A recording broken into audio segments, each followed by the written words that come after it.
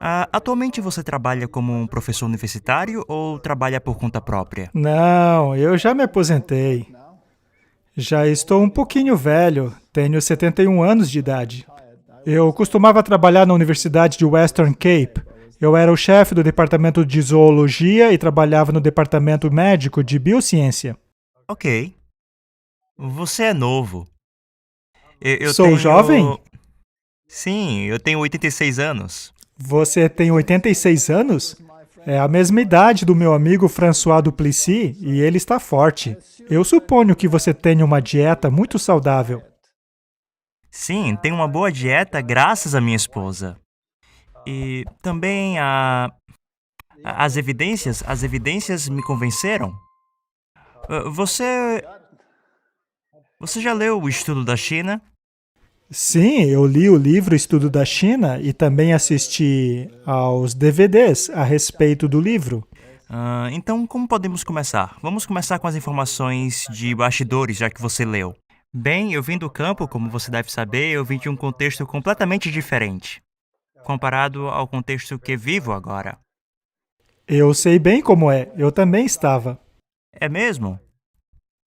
Eu também era um evolucionista, um ateu.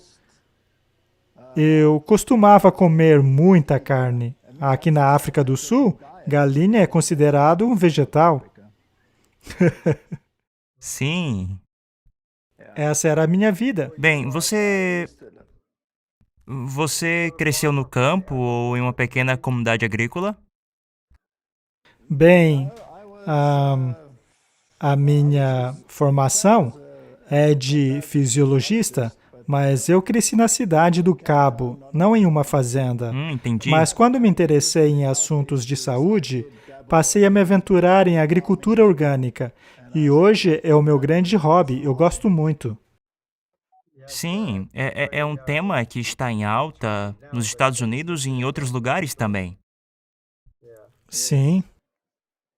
É um ótimo caminho. Ótimo caminho. E como você conheceu os adventistas? Por causa da dieta? Do estilo de vida?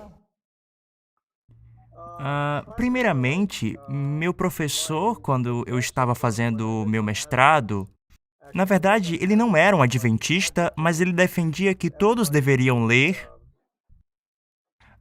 Como se chama? Ellen G. White. Sim, Ellen White. Ele costumava ir em vários lugares dar palestras sobre ela. Quando eu estava na escola, e eu não percebi isso no momento. Mas, de qualquer maneira, ele se tornou muito conhecido dentro da comunidade adventista anos depois disso. E o seu nome era Clyde McKay. Ok. Apenas um pouquinho sobre ele. Os adventistas ficaram muito interessados no que eu estava fazendo, obviamente. Então, talvez nos primeiros 5 ou 10 anos, depois que o livro saiu, eu falei em muitas comunidades adventistas. Ah, assim também como na Universidade de Loma Linda algumas vezes, entre outras. Eu me tornei muito próximo dos meus companheiros adventistas. Muitas pessoas legais. Aham. Eu era ateu antes de ser adventista. Fui de evolucionista para adventista. Foi uma transição bastante conturbada. Bem, esta é uma grande mudança. Grande É um mudança. grande salto, com certeza. E foi por isso que visitei lugares como o Parque Nacional de Yellowstone, os canyons e as florestas petrificadas ao redor do mundo, campos paleontológicos. Foram necessárias muitas evidências científicas para me convencer a mudar meu ponto de vista sobre a origem de tudo. Qual foi especificamente, ou talvez nada específico, eu acho, mas a coisa principal que te fez repensar nessa área? Bem, em meu passado acadêmico, eu trabalhava no departamento de zoologia da universidade, que era um local evolucionista à 10ª potência. E é óbvio que num local como esse, tudo é interpretado à luz do uniformitarismo. Acontece que quando eu visitei os campos de estudo, eu constatei que não se tratava de uniformitarismo, mas de catastrofismo. Por exemplo, eu vi vastas camadas de fósseis, nas quais os fósseis pareciam estar escorrendo em uma direção. Basicamente, estavam unidirecionais, o que contraria a teoria da fossilização vagarosa ao longo de muitos anos. O que eu vi lá foi catastrofismo, e as florestas petrificadas foram ainda mais interessantes, pois existem muitas árvores de pé. E, segundo a teoria deles, estas árvores estariam de pé por estarem na posição de crescimento. Mas, ao analisá-las, verificamos que não estão em posição de crescimento. Elas, na verdade, foram transportadas e acabaram ficando naquela posição. Por exemplo, quando o vulcão Monte Helena explodiu, tivemos um belo exemplo de como milhares de árvores acabam sendo enterradas na posição vertical após o desastre. Isto, portanto, é catastrofismo, e ao analisarmos os fósseis, encontramos o mesmo comportamento. E se escavarmos essas árvores, verificaremos que elas não possuem raízes. Elas foram todas arrancadas, o que reforça a ideia que elas foram arrastadas antes de terminarem daquele jeito, o que contraria a teoria da petrificação vagarosa. O que vemos, na verdade, é um processo virtualmente instantâneo. E isso foi muito convincente para mim. Há também a questão das camadas geológicas. O senhor provavelmente já esteve no Grand Canyon, não? Sim, já estive lá. Também fui para North Cellars. Você deve ter percebido que no Grand Canyon vemos camadas niveladas, Sim. umas acima das outras. E o contato entre as camadas é totalmente nivelado, como se fosse uma folha em cima da outra. Agora, a maioria pensa que cada uma daquelas camadas representa um período na história. Ou seja, enquanto uma ainda era a superfície da Terra, as superiores ainda não existiam. Ora, mas se este é o caso, elas não podem ser niveladas, pois deveriam demonstrar sinais de erosão entre elas, mas não mostram. Isto é, na verdade, uma evidência de deposição rápida. Ou seja, cada camada era depositada uma acima da outra por um fluxo de lama criando aquelas camadas. Portanto, foi necessário muito análise e observação para que tamanha mudança de paradigma ocorresse em minha cabeça. Incrível. Incrível. É sim, Isso é... mas veja, eu jamais teria mudado minha opinião se não tivesse visto baleias e dinossauros no mesmo campo fóssil. Os dois estavam ali, alinhados, como se estivessem sendo levados por um monte de lama. Isso é incrível, porque animais não morrem de forma unidirecional. Eles ficam do jeito que morrem. Podem cair para a esquerda, para a direita, voltados para o norte, para o sul, mas nunca de maneira unidirecional. Quando várias criaturas morrem, elas não caem todas na mesma direção, caem? Uau, eu nunca escutei essa interpretação antes. É simplesmente fantástica. Pois é, e este foi um dos fatores cruciais para mim. Bem, esta é uma parcela do meu passado. Também me interesso por saúde? Pois não? Bem, eu acho essa ideia absolutamente fascinante. Claro, agora eu vou ter que aprender muitas coisas novas, mas como essas coisas te levaram para a área de saúde e dieta e coisas assim? Bem, sim, eu entendi sua pergunta. Bem, aconteceu que eu me envolvi com os adventistas e eles falavam sobre criacionismo e eu disse, vocês são malucos, como podem acreditar nisso?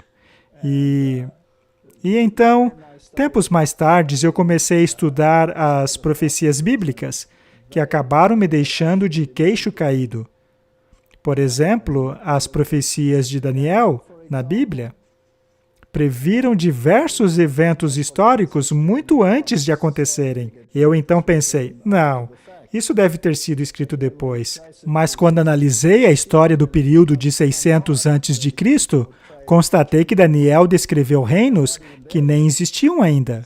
Isto, portanto, me fez com que eu considerasse a Bíblia uma fonte de informação, que para mim antes não passava de folclore. Agora, com relação à saúde, quando vi o que a Bíblia diz sobre a dieta original projetada para homens e animais, eu fiquei chocado, pois aquilo era completamente diferente do que o mundo recomendava. Já que, lá na Bíblia, é dito que a dieta original do homem era completamente vegetariana.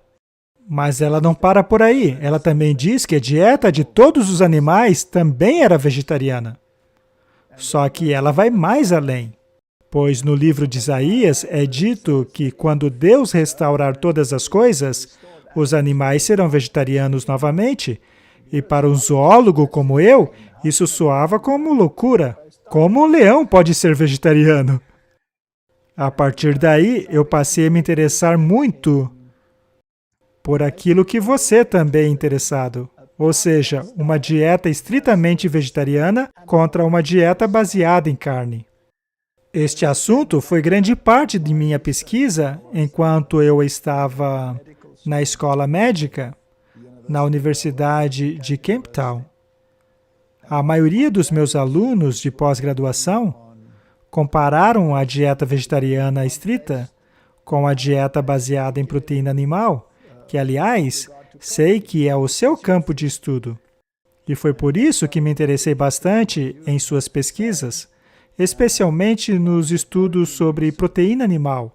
E sei que suas pesquisas giraram em torno do estudo do câncer, correto? Sim.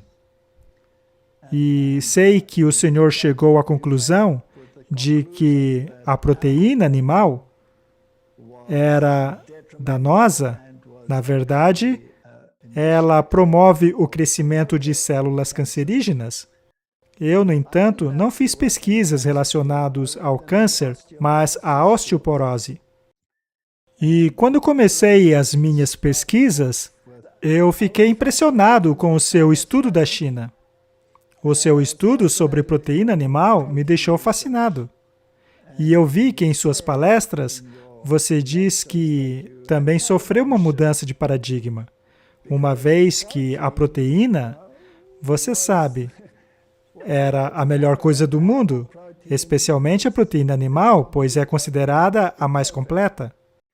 E é interessante que quando procurei financiamento para a minha pesquisa, o corpo científico da África do Sul se recusou a me ajudar. Recusou-se sumariamente. E a razão foi porque eu iria comparar a proteína animal com a proteína vegetal. E seu efeito em vários parâmetros nos animais. E disseram, isso é loucura.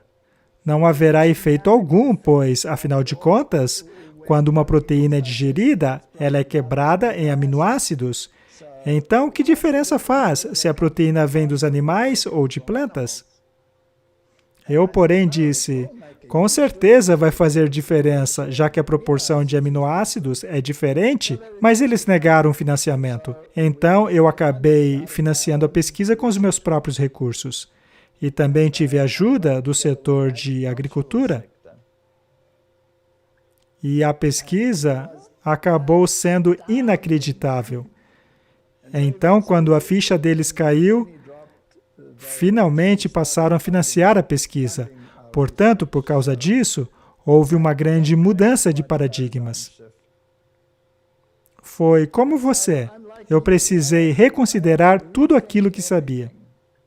Como eu já disse, aqui na África do Sul, galinha é um vegetal e um bife é sinônimo de almoço. Foi assim que aconteceu. E no fim das contas, eu precisei mudar meu paradigma. Na verdade, foi como o seu caso. Há muitos paralelos. Como a caseína, por exemplo. Eu pesquisei sobre os efeitos da caseína nos nos parâmetros fisiológicos dos animais. Nós isolamos a caseína e aplicamos a uma dieta completamente normal de macacos. Bem, também trabalhamos com coelhos, hamsters, ratos, também trabalhamos com répteis, até porcos e ovelhas, mas o nosso maior foco era com macacos bem saudáveis. Nós comparamos uma dieta com caseína, uma dieta normal, com frutas, vegetais, mas adicionávamos um pequeno pote com cereais cuja principal proteína era a caseína, sendo que a proteína do outro grupo era de soja. E a diferença foi inacreditável. Foi realmente maravilhoso. Foi uma pesquisa fantástica. Portanto, eu concordo completamente contigo em relação à caseína. Ela jamais deveria ser consumida por humanos, com exceção, é claro, dos bebês, uma vez que eles contam com enzimas especiais e ajuda de bactérias específicas para a digestão. Mas deve ser caseína humana e não da vaca, pois a diferença entre ambas é enorme. Portanto, sim, seu estudo é fascinante. Uau! Para mim é muito pouco falar que o que você está fazendo é simplesmente sensacional. Eu acredito ser muito, muito interessante. A maneira que você fez isso. Eu também acredito que eu e você temos outra coisa em comum. E essa é a reação que nós recebemos de alguns colegas nossos. Ahn, Ah, sim. você disse que. Sim, eu... Você disse em certo ponto que você estava trabalhando com a comunidade de agrônomos, não foi? E Eu eles. trabalhei com eles em um projeto, trabalhamos com ovelhas. Ok. Eu fiz isso bem no começo. Eu criei uma fístula em uma ovelha, estudando os efeitos do ambiente, a microflora e o rumen em Excelente. relação ao metabolismo. Mas, voltando para as reações que você deve ter recebido de seus amigos, eu entendo muito bem a situação. Eu estava. Bem, eu saí de uma fazenda leiteira para o departamento de ciências da Universidade de Cornell. Desculpa, no departamento de zoologia. E mais especificamente no prédio que era conhecido como o Prédio das Ciências dos Laticínios, era onde eu estava. Era muito confortável para mim. Mas quando eu fiz a minha dissertação de doutorado, eu defendi a ideia de que quanto mais proteína você consome, é supostamente mais saudável. E só foi algum tempo depois Com certeza. que eu me deparei com algumas ideias alternativas. E então eu fui para Cornell em 1975, isso foi 14 anos depois. Naquela época, algumas pessoas do departamento de zoologia estavam bem chateadas. Então, a situação ficou muito ruim para mim. Depois disso, eu fui chamado para alguns conselhos nacionais e coisas desse tipo. E eles tentaram me tirar das associações, tentaram me demitir da universidade. Eles desistiram. Eu apoiava bastante o Instituto Nacional de Saúde, na maior parte da minha carreira. Principalmente porque os meus requerimentos focavam em tentar entender o câncer. E eu estava apenas usando a proteína como meio de perturbação do progresso da célula cancerígena. Portanto, eu não estava necessariamente focado em questionar a caseína ou a proteína animal. Bem, uma coisa leva a outra. Mas em Washington, eu passei 20 anos no desenvolvimento de políticas públicas. Então, eu vi o que acontecia nos bastidores. E como estava em uma instituição importante que formula as políticas públicas de moradia e alimentação, inclusive também para alguns desses indivíduos, as coisas começaram a ficar difíceis. No meu caderno de anotações, eu registrava e tentava fornecer informações, sem reclamações. Não estou reclamando, apenas surgiu como uma oportunidade. Eu Sim. Eu penso que Eu acho que você foi um grande instrumento de mudança de conceitos no mundo. Acho o seu trabalho maravilhoso. Eu sei que você fez uma grande contribuição. A minha mudança começou quando um homem de baixa estatura veio ao nosso departamento dar uma palestra sobre síndrome de pernas tortas em ovelhas. Agora, elas não desenvolviam essa síndrome quando viviam ao ar livre, porém, quando viviam presas e não faziam exercícios. As ovelhas desenvolviam síndrome da perna torta. Suas pernas começavam a curvar-se pela perda de cálcio. E não se sabia a causa disso. Os criadores tentavam todos os tipos de coisas na tentativa de descobrir a origem do problema.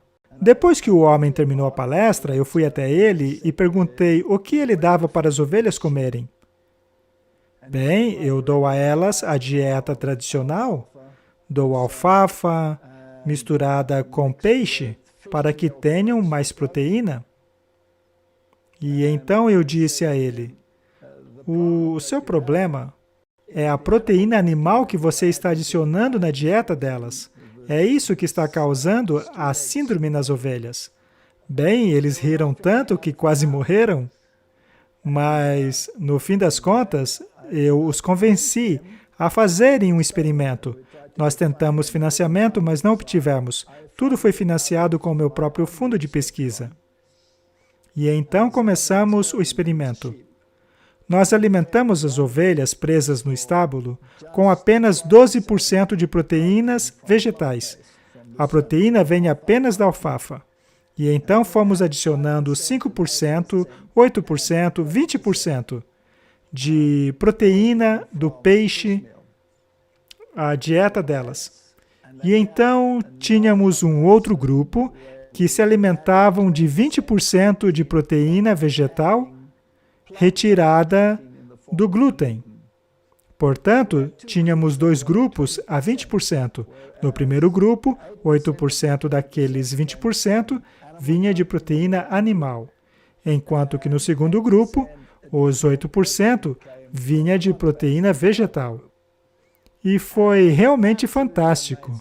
Todas as ovelhas que se alimentaram da proteína animal tiveram a síndrome da perna torta. Exatamente. E de maneira bastante grave. E é claro que isso despertou a curiosidade deles e queriam saber o que estava acontecendo. Após fazermos a análise dos aminoácidos, eu expliquei a eles que a proteína animal contém muito mais aminoácidos que possuem enxofre se comparados com a proteína vegetal, e ao alimentarmos as ovelhas com bastante proteína para estimular o crescimento, temos então o problema de que o animal também vai metabolizar esta proteína para obter energia. Ela terá que metabolizar a metionina e a cistina a fim de eliminar o enxofre. Também precisarão eliminar o nitrogênio, mas o nitrogênio tudo bem, já que ele é eliminado na ureia.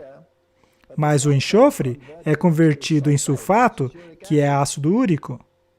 E quando o organismo se torna ácido, essa acidez precisa ser neutralizada, o que ativa uma cascata de hormônios. E para manter o equilíbrio entre ácido e base, o cálcio dos ossos precisa ser utilizado.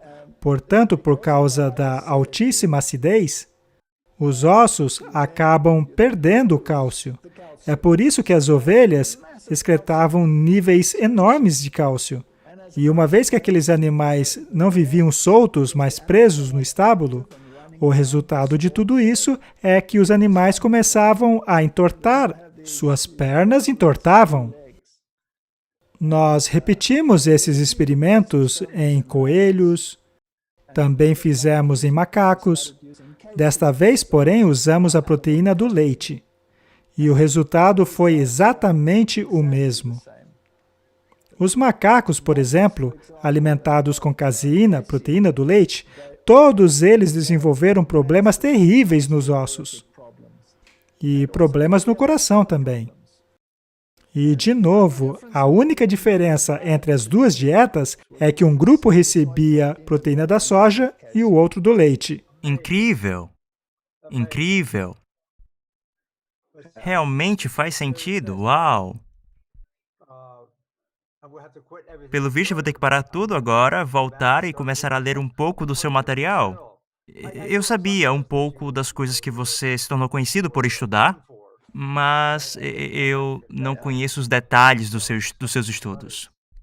Mas a sua história é simplesmente incrível, especialmente do local que você veio, além da jornada que você fez. Eu então mudei o meu estilo de vida, o que exigiu uma grande adaptação. Portanto, hoje, eu propago a dieta vegetariana estrita, com zero de produtos animais. A propósito, eu quero te perguntar algo, já que você se familiarizou tanto com esse tema. Ah, as palavras vegano e vegetariano, você estava falando que você era um ateu e teve que reconsiderar suas visões, mas, enfim, eu li. É uma história muito estranha, muito boba. Quando eu comecei a perceber que a alimentação vegetariana estrita era uma boa ideia, e eu era um dos pesquisadores de câncer na área de carcinogênese, no departamento do Instituto Nacional de Saúde. A maior parte era patologistas, oncologistas e biólogos moleculares. Eu era o único do campo da nutrição. Nós somos responsáveis, como você deve saber, por revisar os novos requerimentos para a pesquisa. E antes disso, Aham. isso era em 1978 ou 79. Eu já estava entrando nessa área nessa época e em alguns requerimentos eu percebia o indicativo de algumas pessoas interessadas em estudar a relação entre nutrição e câncer. Então eu peguei aqueles requerimentos. Meus colegas e o comitê não sabiam nada sobre nutrição, então eles pediram, na próxima reunião, durante 1 ou 2 horas, que eu falasse sobre nutrição e que eu fizesse referência principalmente à questão da proteína. E eu sabia quando eu fui lá. E isso parece loucura, mas eu sabia que eles batiam muito no vegetarianismo.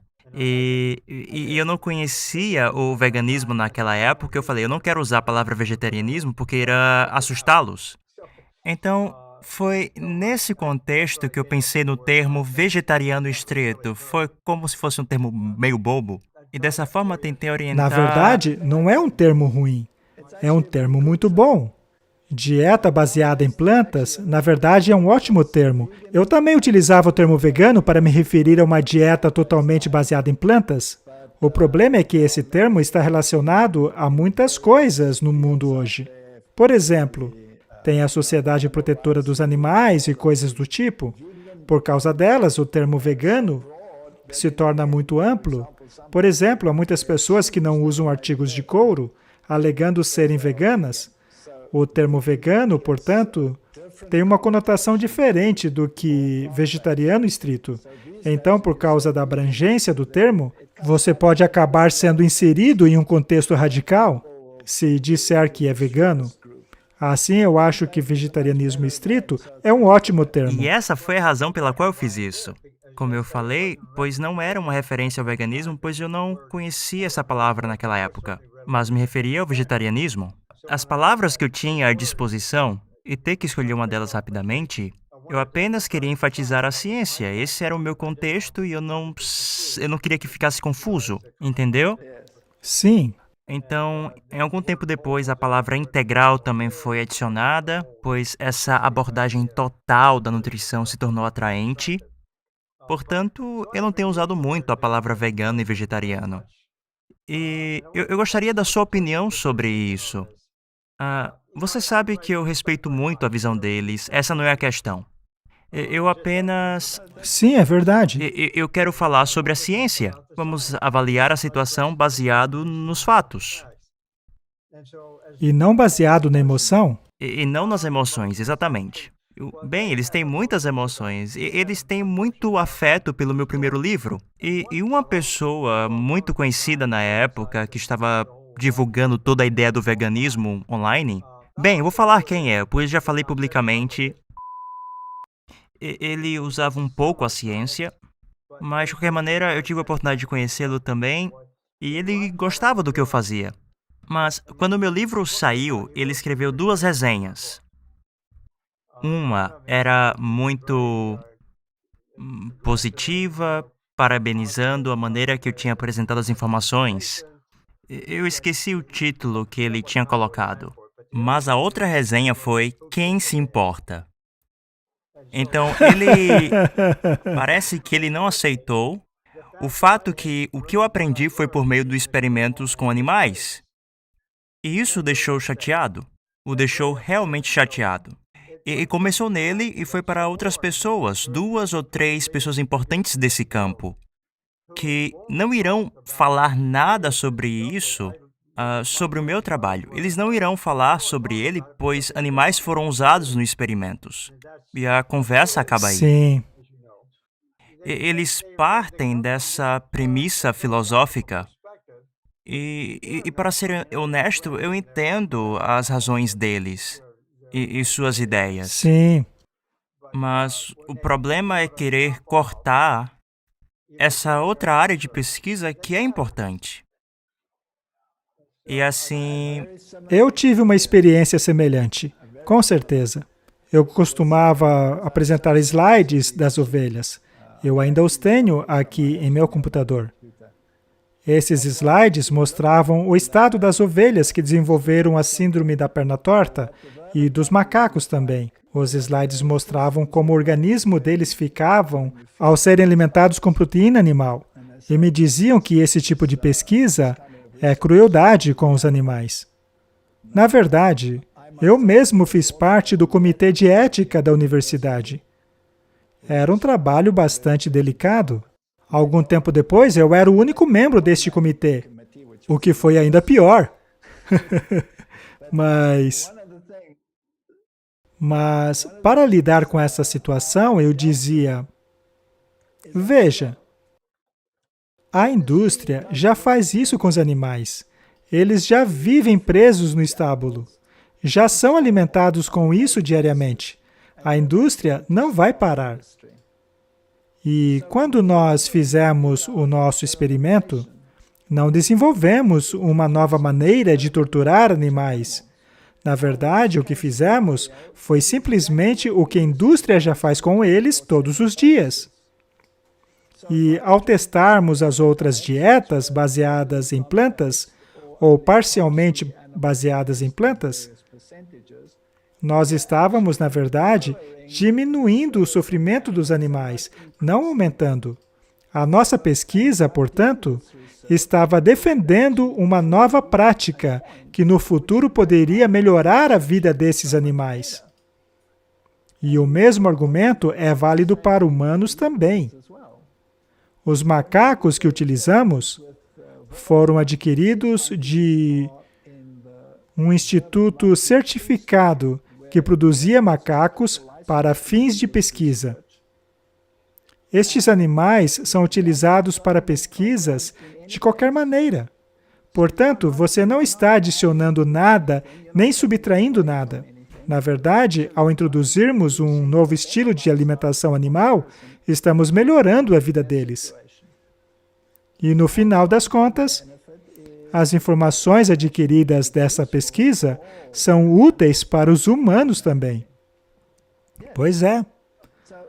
Por exemplo, se supondo que você possa provar para o mundo veterinário que dar leite para gatos adultos é uma péssima ideia, uma vez que isso causa neles falha renal severa, até mesmo uma hemorragia renal.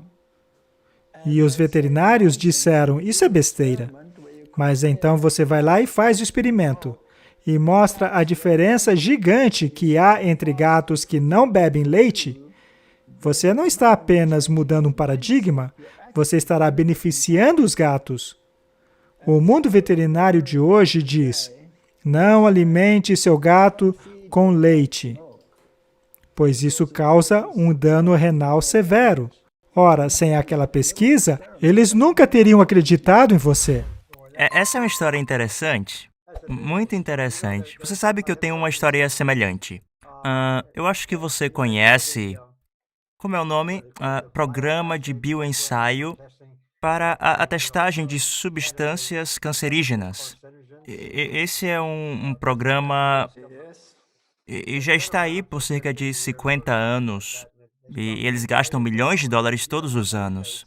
Mas, de qualquer maneira, a ideia usada que foi formulada na década de 60 é que essas substâncias, tendo em vista que elas podem causar lesões cancerígenas, através da sua habilidade de gerar uma mutação no DNA, como você sabe, Sim, e agora nós estamos sendo expostos a diferentes substâncias sintéticas que podem ser cancerígenas. E algumas pessoas acham que essa seja a principal explicação para o aumento no número de câncer nos humanos.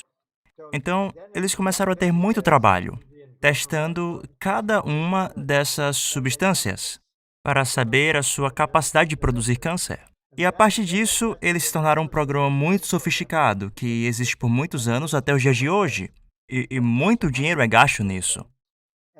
E durante esse processo, essa suposição se tornou majoritária em algumas áreas, do porquê o câncer tem crescido muito nas últimas décadas, que é por causa da exposição a essas novas substâncias, sim. esses químicos cancerígenos. E com certeza, eu entendo completamente a ideia que nós não precisamos nos expor a essas coisas maléficas. Podemos sim encontrar maneiras melhores, mas o que eu fiz desviou aquele argumento, pelo menos na minha comunidade. Desviou possíveis considerações a respeito do papel da nutrição, especialmente o papel das alimentações à base de proteínas. Essas dietas desviaram aquele tipo de argumento. E novamente, se tornou uma visão muito estreita que ainda é majoritária e dominante. E a propósito, o grupo de vegetarianos, eles fazem esse argumento, e não a favor das coisas que eu fazia. E eu tive muitos conflitos com esse grupo. Mas o que é curioso é que a razão pela qual nós sabemos que substâncias são cancerígenas ou não, pelo menos conforme apresentado pelos documentos oficiais, foi porque houve experimentos com animais. Acho que é uma história semelhante à que você estava falando, especificamente que nós estamos nos nossos departamentos pensando. E algumas vezes somos tão inflexíveis, ficamos presos àquela linha. Nós temos muito esse tipo de comportamento na ciência. E eu fico chateado com a situação, por isso que eu gosto de escutar você. Você é um pensador livre. E o que eu quero dizer é que você está disposto a explorar. Eu gosto de explorar porque eu quero saber o porquê. Eu sempre quero saber o porquê das coisas. Tem uma ideia que eu li recentemente, é chamada dos 4 ou 5 porquês.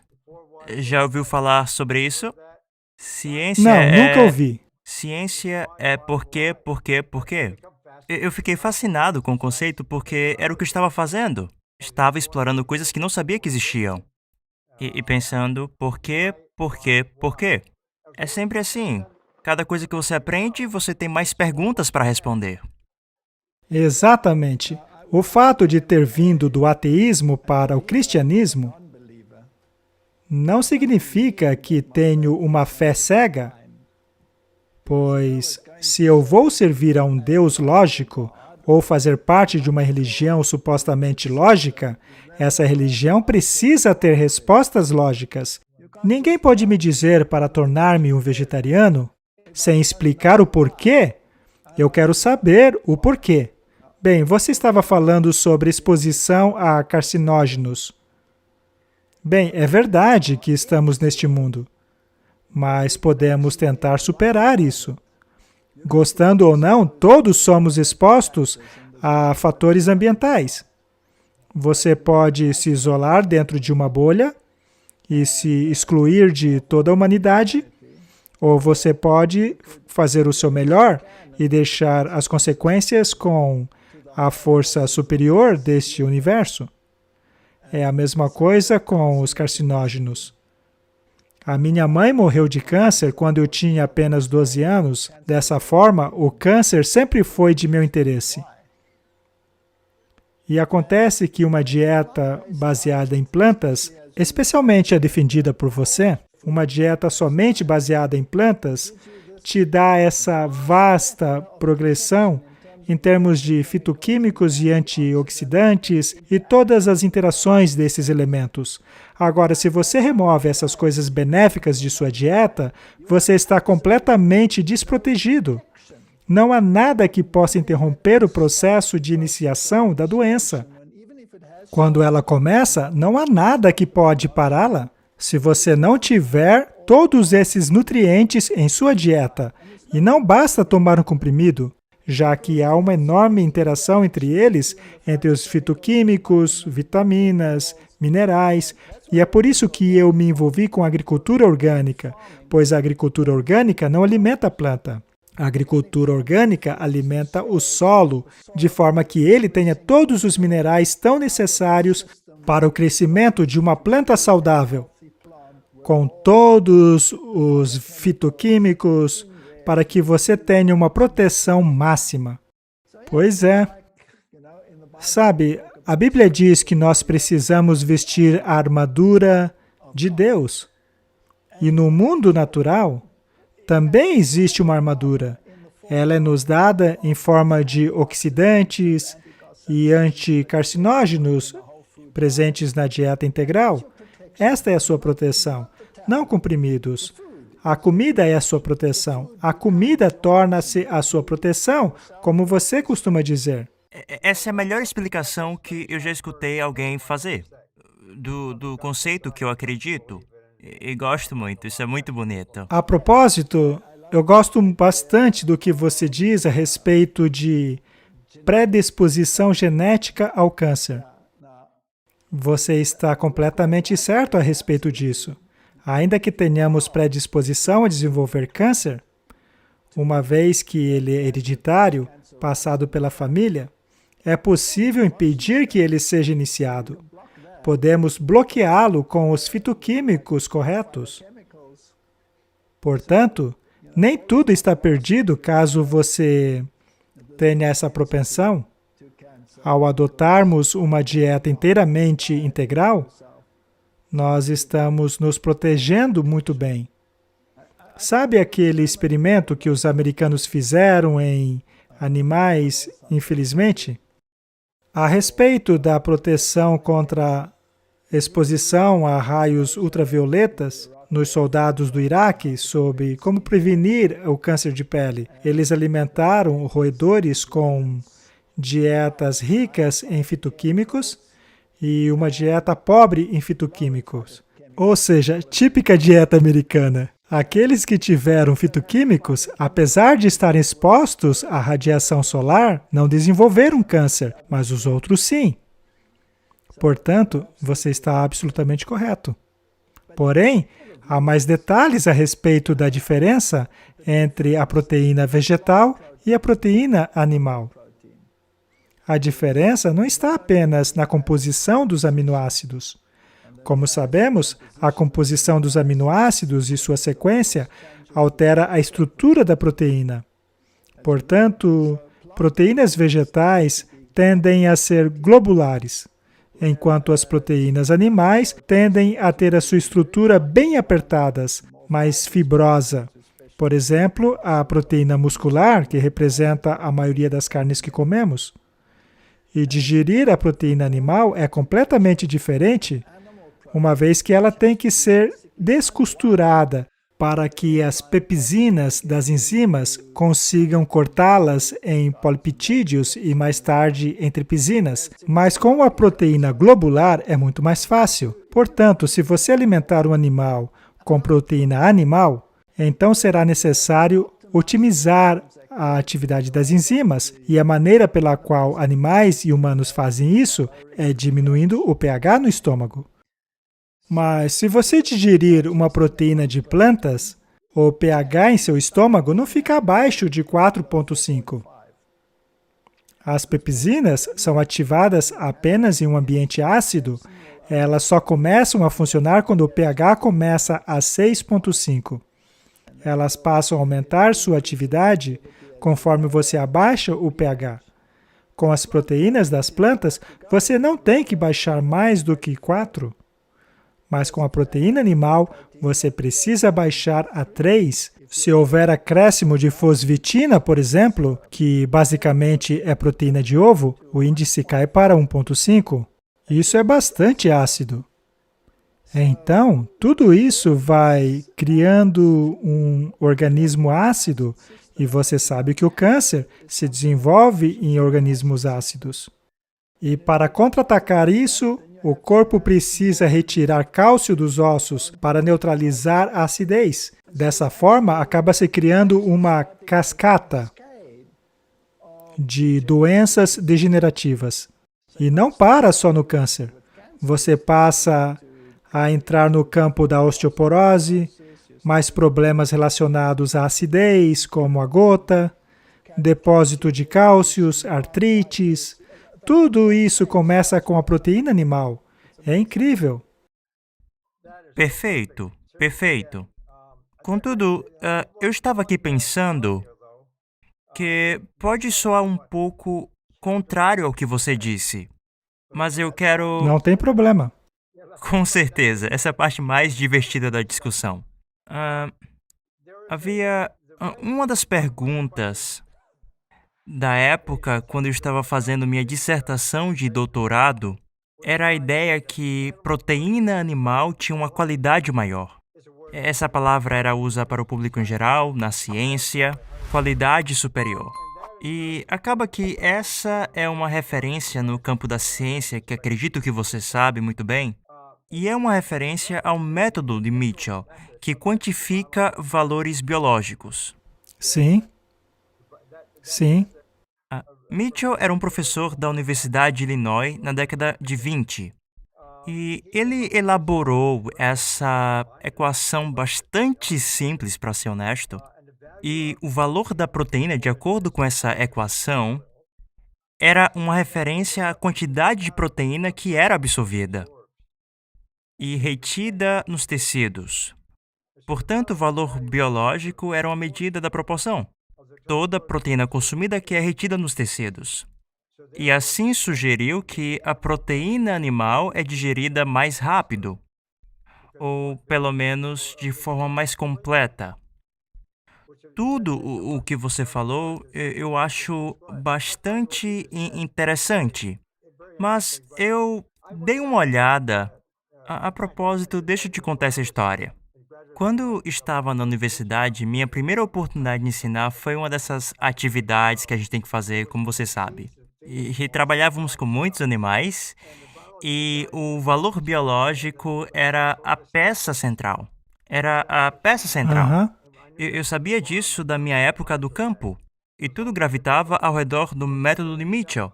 Mitchell publicou esse método em 1922.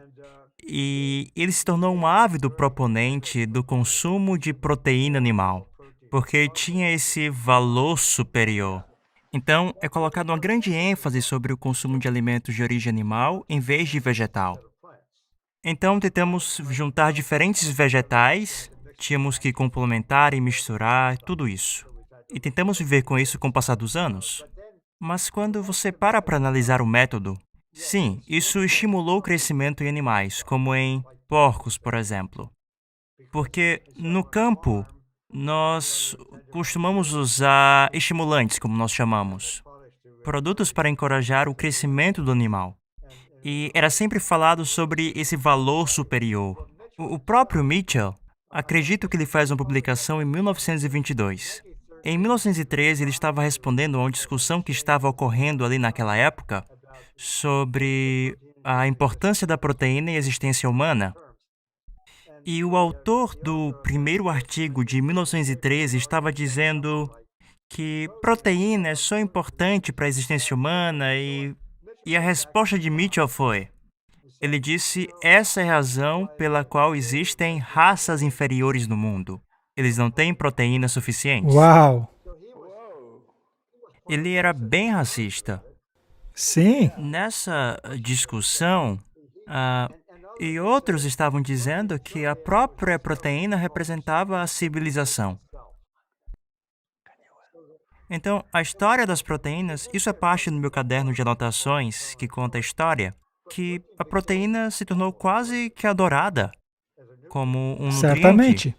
E com certeza isso resultou no tipo de alimento que consumimos. E também o tipo de alimento que não consumimos.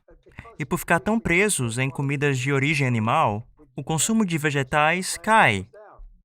Temos um efeito gangorra aqui. E isso nos leva à pergunta de como e quando passamos a considerar proteínas de origem animal, quando decidimos que ela é tão importante para a saúde humana. E você deve saber isso, a palavra proteína significa Significa primeiro, exatamente primeiro em importância. prioritário. E depois de sair da universidade, o próximo professor, que era um alemão, ocupou a posição e ele continuou nessa mesma linha de pensamento e eles continuaram enfatizando o alto valor das proteínas de fonte animal. E podemos ver que, baseados em suas interpretações e pesquisas, eles continuaram. E se eles encontrassem algo que encorajasse o uso de proteína, deveria ser de animais? Sim, é verdade. Então veio o método de Mitchell. Eles disseram, é isso, não encontramos um método analítico, está estabelecido, é a melhor proteína. O problema com essa forma de pensar é achar que a proteína animal... Veja bem, eu sei, é uma proteína completa. Ela tem altas concentrações dos aminoácidos essenciais, enquanto que as proteínas de planta não têm. De forma que, se a sua dieta for baseada exclusivamente em grãos, você terá carência de aminoácidos essenciais. Por exemplo, a metionina é muito baixa nos grãos, mas ela é bem alta nos legumes. Então, se combinarmos grãos com legumes, que é simplesmente um sanduíche de manteiga de amendoim, que é um grão e um legume, nesse caso, já se tem uma proteína completa. A diferença é que, por se estar combinando grão com legumes, você está ingerindo um monte de outros nutrientes que não se encontram na proteína animal. E são esses nutrientes que melhoram o seu organismo. Agora, um dos aminoácidos com os quais trabalhamos muito foi a arginina. Como você sabe, a arginina, o próprio aminoácido, tem mais de um grupo nitrogênico atrelado a ele. E a arginina tem o primeiro acesso no ciclo da ureia. Então, é como uma reação química, em que se tem um monte de substrato na forma de arginina e ela empurra a reação para a direita para se ter produção rápida de ureia. Agora, a proteína animal é muito baixa em arginina.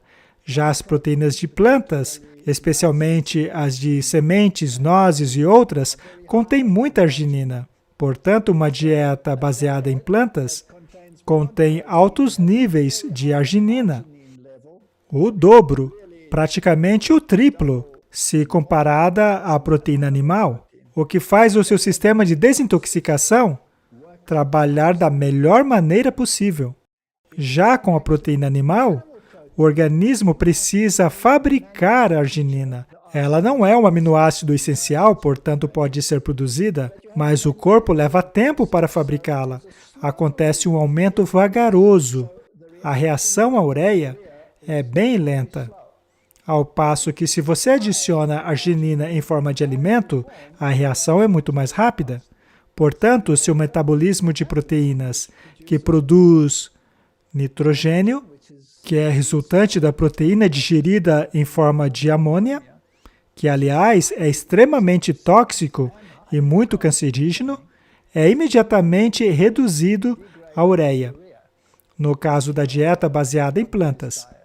Portanto, a proteína vegetal é muito melhor, pois pelo fato de ser alta em arginina, a desintoxicação ocorre em todos os níveis, o que lhe garante uma proteção muito maior. Esta é uma grande vantagem. E quando comparamos os níveis de arginina em coelhos, para os quais demos dietas baseadas em proteína do leite e proteína de soja, ao analisarmos a relação entre a arginina e a arteriosclerose, é simplesmente incrível. Também comparamos com os macacos. depois de apenas 3 meses, os vasos sanguíneos, as artérias, no que se refere à deposição de colesterol, numa dieta baseada em proteína de leite e proteína de soja, a diferença é espetacular, não dá para acreditar. Um dos mecanismos protetores da célula é a desintoxicação, e é justamente isso que a dieta baseada em plantas promove no corpo de maneira muito mais eficiente. Portanto, há muitas razões pelas quais a dieta baseada em planta é a melhor, mas é como você disse, são necessárias combinações. Agora, nos animais, eles frequentemente são monoculturas. Por exemplo, herbívoros, animais de pastos, comem apenas um tipo de comida. Portanto, de onde eles pegam esses elementos adicionais? É aí que os ruminantes entram em cena. Eles têm muitas bactérias dentro deles. É como se estivessem cultivando suas próprias plantas. Me refiro aos organismos dentro de seus sistemas. E uma vez que isso passa pelo resto do sistema digestivo, o omaso, abomaso, etc., ele é digerido e supre todas as outras necessidades. Portanto, a verdade é que o ruminante que come gramas tem uma dieta muito variada. E também é interessante que quando um leão apanha um herbívoro, o leão alfa come a caça primeiro, e ele sempre come o que há dentro do estômago dela. E é isso que o torna o leão mais forte, porque ele tem uma dieta vegetariana. Nunca tinha escutado isso? Muito interessante. Deixa eu mudar rapidinho o assunto para uma outra pergunta, pois você deve ter sua opinião sobre isso. Essa pergunta está relacionada ao nosso estudo na China, que você conhece, na qual tivemos acesso a muitos dados sobre doenças mortais. Mensuramos muitas coisas relacionadas à qualidade nutricional. Sim. Portanto, tivemos acesso a todas essas informações e combinamos informações para ver o que vimos. Enfim, meu estudo para fazer o estudo da China veio não por apenas ser uma boa oportunidade de estar envolvido com meu colega chinês na época, mas eu queria ver também se naquele tipo de estudo em humanos que obteríamos dados que fossem contra ou a favor daquilo que vimos no laboratório, principalmente em relação ao consumo de proteína animal. Portanto, esse foi um dos principais interesses na época. Mas agora, com a crise da Covid que nós estamos passando, gostaria de saber a sua opinião sobre isso. Nós coletamos em nosso estudo, lá em 1980, informações sobre câncer no fígado e outros cânceres. O câncer de fígado sendo primariamente causado pelo vírus da hepatite B. Sim. E então, é um tipo de câncer muito proeminente na China e também em países africanos. Então, coletamos todas essas informações nutricionais. Essa era uma doença viral. Agora, eu apenas estou lembrando disso por causa dessa crise atual.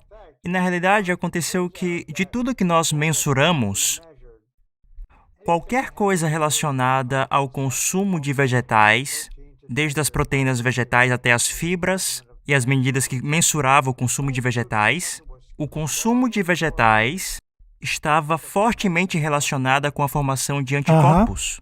O link entre antes do vírus da hepatite B, a correlação entre os dois era realmente impressionante. Por todo o quadro, tínhamos diversas maneiras e correlações que sugeriam, não necessariamente provavam, mas mesmo assim tínhamos muitas correlações apontando para a mesma direção, de chegar ao ponto de podermos considerá-la a causa. Então, pessoas que possuem uma dieta vegetariana estrita formam anticorpos para o vírus, e não havia relação entre o consumo de vegetais e a taxa de mortalidade do câncer de fígado, que era resultado do vírus. Em contraste, o consumo de alimentos de origem animal, e não era muito, era a média na parte rural da China. Eles consumiam apenas 1/10 de alimentos de origem animal comparado ao que comemos no Ocidente. Então havia um baixo consumo de proteína animal na dieta chinesa. Mesmo assim, foi suficiente para mostrar que o consumo estava relacionado ao câncer de fígado. Então, o consumo de alimentos de origem vegetal não está relacionado com câncer de fígado, enquanto que a de origem animal está relacionada. E a correlação com o câncer de fígado está no insignificante nível de 0,001 para o argumento estatístico. Em Aham. contraste, os alimentos de origem animal estava associada à ativação do vírus na formação do câncer e estava inversamente relacionada à formação de anticorpos. O consumo de alimentos de origem vegetal era exatamente o oposto. Estava relacionado à formação dos anticorpos e não possuía relação com a taxa de mortalidade de câncer de fígado.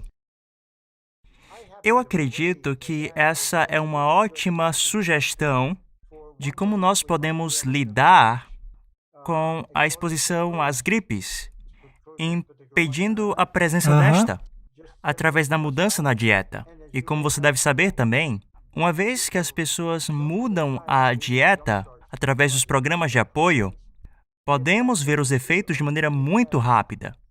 O colesterol cai drasticamente em 2 ou 3 dias. Com certeza. A insulina em diabéticos, por exemplo, eu tenho um amigo em Houston que tem uma clínica. Ele recebe pessoas em sua clínica e as colocam em uma dieta vegetariana estrita. E os efeitos da dieta vegetariana estrita nos diabéticos em relação à necessidade de insulina é significante. Quero dizer que a dieta é tão eficaz na redução da necessidade de insulina que as pessoas podem passar por um choque hiperglicêmico. Portanto, em seus estudos com seus pacientes, ele consegue tirar a insulina e os remédios quando ele muda a dieta. Meu ponto é que essa dieta vegetariana estrita apresenta uma atuação tão diversa e engloba tantos tipos de doenças e, ao mesmo tempo, atua de maneira muito rápida. Agora, com os dados que temos da China, os vegetais são equivalentes aos anticorpos e a comida de origem animal é equivalente aos antígenos. Eu acredito que essa é uma saída crucial para a situação do coronavírus. Acredito que pessoas que estão pessoas que testaram positivo ou estão prestes a isso, se eles mudassem a dieta justamente nesse momento, essa é a minha hipótese. Vindo daquilo que eu vi com o vírus da hepatite, não da Covid, eu acredito que todos os vírus estão submetidos à interação com o sistema imunológico. Antes de apresentar seus efeitos, eles são diferentes em termos dos efeitos e sintomas, mas todos precisam lidar com o sistema imunológico. E me parece que este é o local de atuação, que os alimentos de origem vegetal melhoram o sistema imunológico e é capaz de lidar em situações como essa. E o consumo de alimentos de origem animal faz o oposto. Eu acredito que nós temos os limites aqui bem claros. A distinção entre alimentos de origem animal e vegetal e seus efeitos em doenças virais. Eu acredito que você acertou na mosca. Na nossa pesquisa com os macacos, também comparamos a resposta do sistema imunológico. Nós analisamos, você sabe, os parâmetros sanguíneos, os leucócitos, os linfócitos, todas essas coisas. E descobrimos que os macacos que se alimentavam da dieta de proteína animal tinham seu sistema imunológico comprometido, enquanto que aqueles que se alimentavam da proteína vegetal tinham o sistema imunológico muito mais esperto. Constatamos isso ao compararmos variados tipos de células. E eu tenho certeza que as células matadoras naturais são muito mais desenvolvidas em uma dieta baseada em plantas. A resposta aos vírus eram muito mais eficientes. E se me permite acrescentar uma perspectiva bíblica novamente, a história de Daniel, que insistiu para ter uma dieta vegetariana, mas disseram que ele estava louco, que ele precisava comer da comida que vinha da mesa do rei. Mas ele disse, me dê uma chance. Dê-me apenas 10 dias em uma dieta vegetariana. Se eu estiver pior do que os meus colegas, então tudo bem, pode me trazer a comida do rei. E, segundo a Bíblia, depois de 10 dias, a aparência de Daniel era muito melhor. Nós temos institutos de saúde aqui mesmo em nosso país, em que aplicamos, ou melhor, eles aplicam, uma dieta vegetariana de 10 dias, a fim de tratarem pessoas com doenças muito graves. Em apenas 10 dias, a reviravolta no quadro delas é absolutamente incrível. É como dia e noite. Pessoas que chegam lá sem poder dar 5 passos, conseguem andar 1 quilômetro depois de apenas 10 dias. E isso apenas porque mudaram a alimentação. Agora imagine só, se todas as pessoas adotassem a dieta vegetariana, o quão melhor estariam lidando com essa crise do Covid. É a nossa proteção básica. Você está completamente certo. Tem um outro aspecto dessa história que conhecemos bem. As pessoas que parecem mais suscetíveis aos efeitos do vírus, que estão, nutricionalmente falando, comprometidas. Quero dizer, Sim, alguns dados vindos da Itália, Londres e Nova York, locais onde eles obteram informações, disseram que 95% ou mais dos idosos que tiveram, pessoas que sofreram muito por conta do vírus, ou pessoas que morreram, eram idosos com deficiências nutricionais. Então, o que eu estou me referindo, as pessoas que começam já de cedo com esse tipo de dieta, ou mesmo começam no momento da infecção, a atuação é tão rápida, acredito que nós dois concordamos, é possível que isso possa interferir na infecção inicial antes de causar todo o prejuízo. com certeza.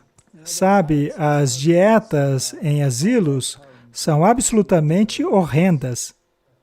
Elas consistem de geleia, pão branco, proteína animal. Eles praticamente não comem vegetais. Sabe, se esses lugares fizessem algo simples como germinação, eles estariam provendo uma quantidade enorme de fitoquímicos. E germinação é algo extremamente simples, você não precisa de maquinário, pode ser feito em uma cozinha com um jarro. As pessoas precisam inserir mais em sua alimentação os chamados alimentos vivos, que contenham oxidantes e fitoquímicos ativos. Elas deveriam pensar mais nisso. Por exemplo, as frutas vermelhas. Essas frutinhas são fantásticas em termos de antioxidantes. Todos deveriam fazer mais uso delas em sua alimentação, especialmente nos tempos em que vivemos hoje. Sim, sem dúvidas. Infelizmente, terei já um outro compromisso. Eu não sei. Sem problemas, foi uma conversa maravilhosa. Nós temos tantas coisas para conversar. Eu realmente acho suas ideias fantásticas, muito esclarecedoras. Obrigado, também foi uma honra falar com Posso você. dizer o mesmo?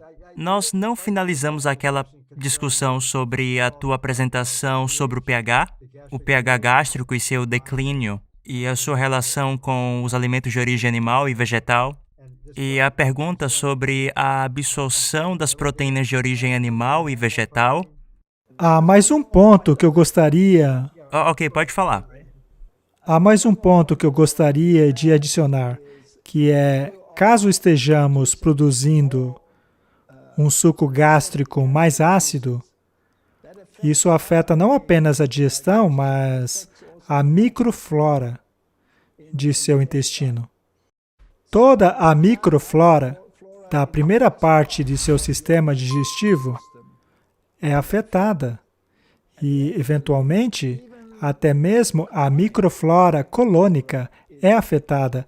Você sabia que a microflora em uma dieta vegetariana estrita é bastante diferente em comparação a uma alimentação baseada em animais? Na dieta vegetariana estrita, há mais bactérias metanogênicas, enquanto que em uma dieta baseada em proteína animal, há mais bactérias metabolizadoras de enxofre. Isso acontece por causa do alto nível de enxofre dos aminoácidos da proteína animal. Portanto, ao termos esse alto nível de enxofre em nosso cólon, isso também acaba contribuindo para... E é claro, ainda temos os aminoácidos fenólicos. Eles também são metabolizados pelas bactérias e produzem componentes de fenol, como, por exemplo, a fenilalanina, que é carcinógena. Portanto, a alimentação vegetariana estrita é, em muitos aspectos, a melhor opção, em termos de flora e tudo mais. Sim, o alcance da infecção é incrível. Eu gosto dessa ideia da perspectiva científica que olha para os dados e busca entender o que acontece na célula. Eu tenho uma espécie de visões. O que realmente estamos vendo aqui é a natureza trabalhando. Exatamente. A própria natureza. E sabe de uma coisa tão lindo? Tudo é tão interconectado, é tão preciso, que eu me arriscaria a dizer que tudo isso só pode ter sido projetado. Eu estava prestes a dizer a mesma coisa. E isso tudo começou através da sua análise. Eu vejo toda essa operação que acontece dentro da célula e a comunicação entre células, a comunicação entre os órgãos, tudo de forma tão instantânea. Algo está gerenciando. Existe algum gerenciamento. Quem está no controle da integração e transformando esse sistema numa sinfonia? É verdade. Normalmente, nós entendemos o assunto de uma maneira muito simplista. Costumamos reduzir tudo a um único denominador. Dizemos, tome esse comprimido com esse único componente e ele resolverá o problema. Mas não é assim, é como uma sinfonia. Todos esses elementos tocam a sua própria partitura. Exatamente. Bem, foi um prazer. Fantástico. Talvez encontraremos uma maneira de fazer isso novamente. Aguardarei pela próxima oportunidade. Que Deus o abençoe. Obrigado. Obrigado.